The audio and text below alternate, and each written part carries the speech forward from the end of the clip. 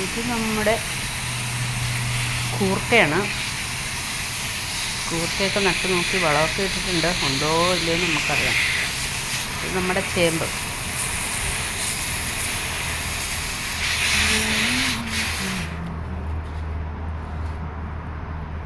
ചേമ്പ് തെഞ്ചി.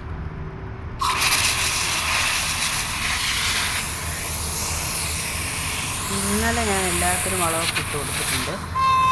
ഇത് നമ്മുടെ പുതിനയില കരിയേപ്പ്.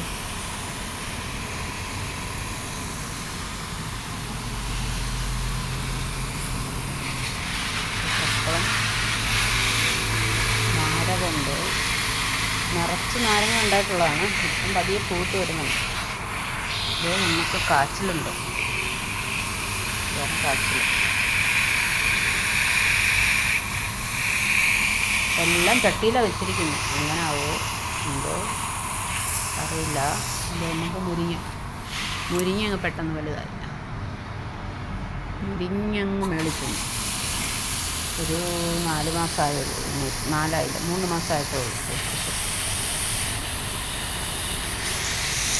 ചീരയൊക്കെ ഇന്ന് നമ്മൾ തോരൻ വയ്ക്കും. കുറേ ചീര ഉണ്ട് വെക്കാനായിട്ട്. ചീരയൊക്കെ ഞാൻ കാ പിടിച്ചാൽ പിന്നെ കൊള്ളത്തില്ല.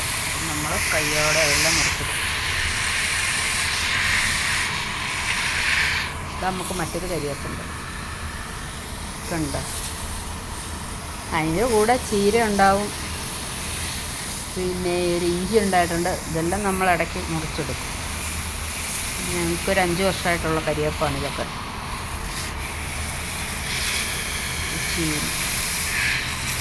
ഇതെല്ലാം പുതിന ഇന്നലെ നട്ട് വെച്ചതാണ്.